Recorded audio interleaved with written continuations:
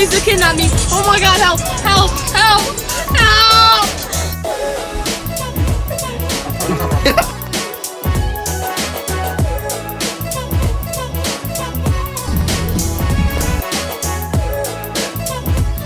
Hi, Tom. No fucking way, dude.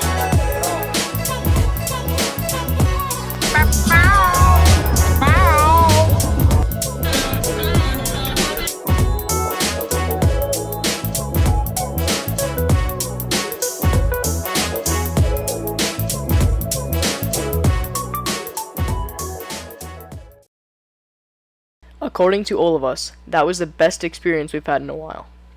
But after that night, my life changed. And I'm sure Devin, Beck, Christian, Tom, and Mason could all say the same.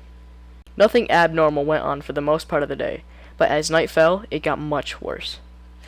It started when we were sitting at the kitchen table. As the picture shows, we were talking. I don't remember exactly who it was, but I think it was Tom who pitched the idea to play Bloody Murder in the forest out back. Some of us didn't know the rules, so we explained it to the others. Christian mentioned that it was his first time being there, and it was for everyone else. Besides Devin. Devin's family owns the cabin, so he decided to show us around the forest and show us the trails. Bro, where the fuck are we? Turn off your fucking Snapchat. Turn on your fucking flashlight. Bro, fucking help us. Where the fuck are we, dude? Where the fuck are we, dude? I'm in the back, yo. I don't like this, yo. Come on, with me. Before we went outside, we were making jokes about Wendigo and other urban legends, but by the end of this experience, those jokes weren't so funny anymore. Nothing out of the ordinary happened while walking in the woods, but Devin did mention that there were little field mice that made little noises. But when we didn't hear that, that should have been our first red flag. After we got out of the woods, Devin had this weird urge to go across the street into the open field. I've never been over there. It would be cool. Maybe we could see a coyote or some shit, Devin states. I never ended up going into the field because I had shorts on and I didn't want ticks getting on me. The rest of the guys went out there. Christian, Beck, and Devin say they see movement in the opening of the forest. Something that they say looked like a large coyote, maybe even a wolf. So they started heading back to the cabin, not quite panicked, as I waited by the front door. Mason, Beck, and Devin decided to go back to see if they could identify whatever this creature was. Mason decides to take a photo of the opening. "What are you doing?" Devin says. "I'm taking a picture to see if we can find anything," Mason replies. This is the picture Mason took. They stay there for another 5 minutes, seeing if they can find anything. "Alright, I'm going back. This is creepy," Mason says. Devin didn't have his phone on him at the time, but Beck did. Devin decided to take these 4 photos. One of the opening where they saw the movement. One just to the right of the opening. Another picture of the opening, just a different angle. And one of the openings straight ahead. As you can see, there was nothing in the first picture. In this next picture, you can see what looks to be a humanoid figure crouching behind a tree. You can also see that same thing in this next picture. In the last photo, you can see what looks to be 2 separate pairs of eyes. Beck and Devin soon caught up with Mason and they headed back to the cabin. After they got inside, we all talked for a while. We had lost interest in playing Bloody Murder because it was very dark out. Devin decided that he wanted to walk down the street just to see if they could see anything. Keep in mind, we didn't examine any of these photos until after the whole entire incident. Nobody wanted to go with him, except for Beck and Mason. Unfortunately, we didn't get any footage for this next part, as Devin did not bring his phone. This entire next part is in Devin's perspective. We went outside, and we started walking east of the giant field. All I had in my mind was trying to see a creature or an animal or anything like that. I soon remembered about a good 50 feet in front of us, there was an abandoned cabin. Beck turned on his flashlight, and you could just hardly see the cabin from the spot in the road we were standing. I had this random urge to throw a rock at a bush that looked like something crouching down in front of the cabin. I threw the rock. You could hear the impact of it hitting the bush. After that, it was dead silent. Then out of nowhere, we just heard an ouch. Not in an aggressive tone, just the word ouch, in a tone that I couldn't tell if it was a baby or a middle-aged woman. Wait, did you hear that? Beck said. Holy shit, what was that? It sounded like it said ouch, Devin said. It was probably just the neighbor's TV. Weird coincidence, though, Beck said. This all happening while Mason was standing there silent. I decided to throw another rock, but this time harder. Ouch, we heard, but this time it was a lot more silent. Holy shit, I heard it again, Beck said. We started walking away at a decent pace. Okay, there's no way that was a coincidence, I said. I didn't hear it that time, Mason said. We decided to turn back and try it again. This next time, I threw the rock a lot harder and farther. Ouch, we heard, but this time it was only 20 feet ahead of us. As soon as we heard that, we ran as fast as we could. When we got back to the cabin, all of us, out of breath, my first reaction was to go to Christian. Tell me you were fucking with us, I said. I thought they were, due to the huge grin on his face. But as soon as he saw the terror in my face, he wasn't smiling anymore. What do you mean? Christian replies.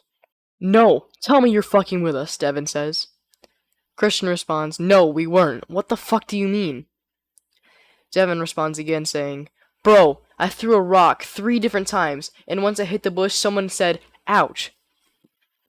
Christian replies with, what the fuck? No, that wasn't us. Holy shit, this is sketchy as fuck. You sure it wasn't an animal?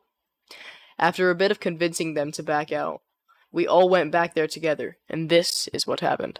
Dude, I don't know. No, come on, we'll be fine. No. Dude, that was...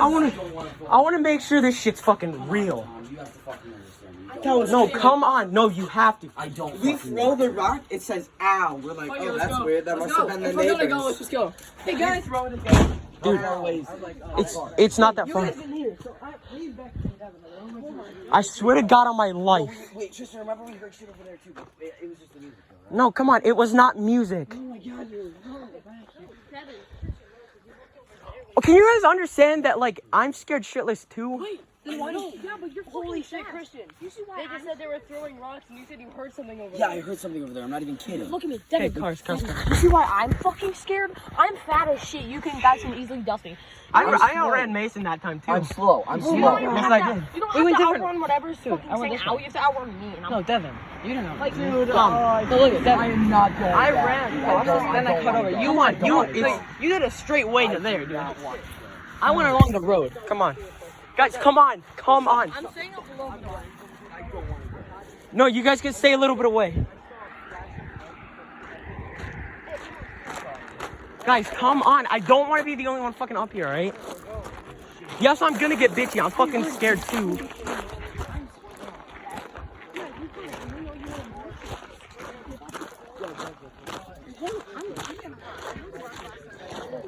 Somebody get a good rock.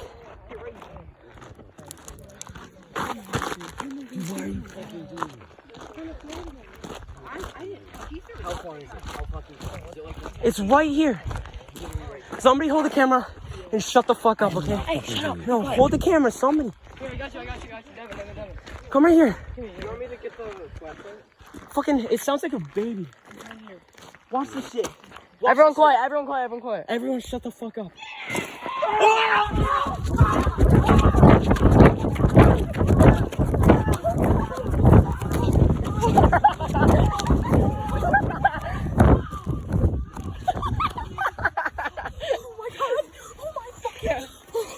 That was hilarious.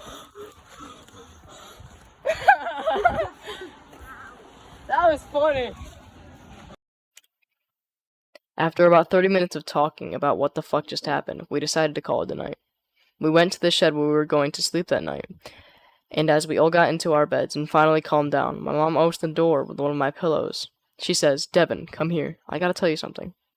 She whispers in my ear. Beth was getting a snack, and she saw something that looked like a white figure run and hide under the table.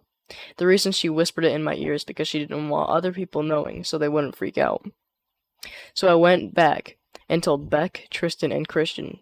Tom and Mason didn't want to know as they were still freaked out. We stayed up and talked for the next 45 hours. I was about half asleep when I hear Christian say, "What the fuck is that outside? Is that strobe lights?" I was on the top bunk, so when I lifted my head to look out the window, me being half asleep, I remember saying, "Bro, is that the cops?" I forgot who said it, but I remember somebody saying, "What?" Why the fuck would it be the cops? Well, what if Beth and my mom saw something? I responded. But I soon realized as I went to the end of the bed and got a good look outside. It was the fire. The fire in the fire pit had started again. By this time, a lot bigger than it had been all night. It was freaky. It was super tall, almost like a bonfire. We didn't think much of it.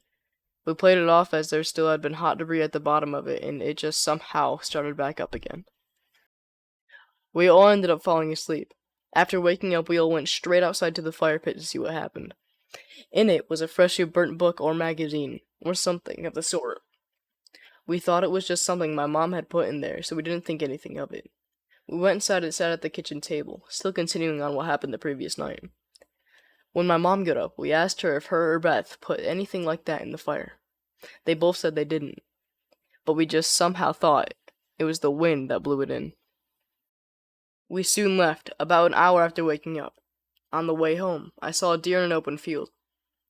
We were on a very busy road, and it was a good half a mile away from it. But as soon as I laid eyes on it, it ran into the forest and turned around and stared at our car. I didn't know if this had anything to do with our experience, but I thought it was kinda cool and creepy. A day after we got home, my mom came and dropped off a bathing suit so I could go swimming at my cousin's house. When she dropped off the suit, she said she captured something on voice recording. She said she captured what sounds like somebody saying hello. I will not put the full recording as it is way too long, but I will put in the part where the voice was captured. Just give me a hello.